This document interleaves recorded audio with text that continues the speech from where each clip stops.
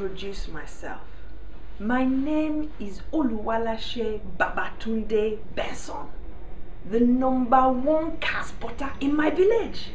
Maybe I am the #1 car spotter in my whole country. I could be the #1 car spotter in the world. Let me introduce my country.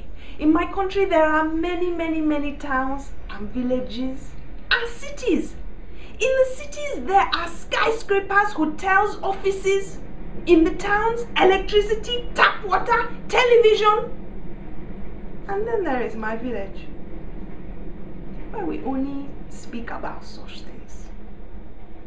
But we have a #1 road that passes right by the village. A #1 road that carries Mercedes Benz, BMW, Volvo, Peugeot back and forth and back and forth. And while we men are walking, we spot cars. Daewoo, Suzuki!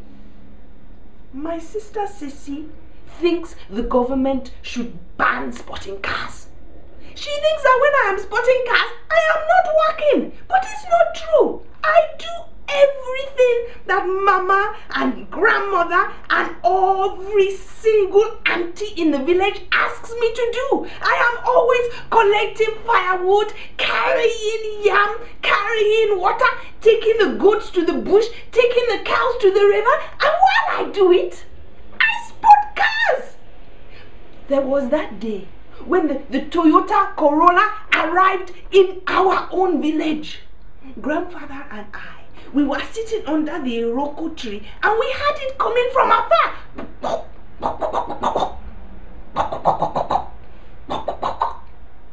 This Toyota Corolla crawled into the village and died right there. The driver came down, he opened the bonnet, he looked at the engine, he called for a mechanic. Myself and my best friend Coca-Cola, we ran to the town to call my cousin Wale the mechanic.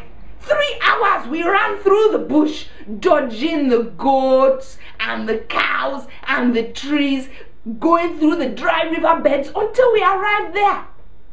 3 hours we ran back with Wale. Wale took one look in the engine and he shook his head. This car, he said, will never go again. And so the driver left. He took a taxi back to the city. But he left us the Corolla. And that is my favorite car, because it's the #1 and only car in our village.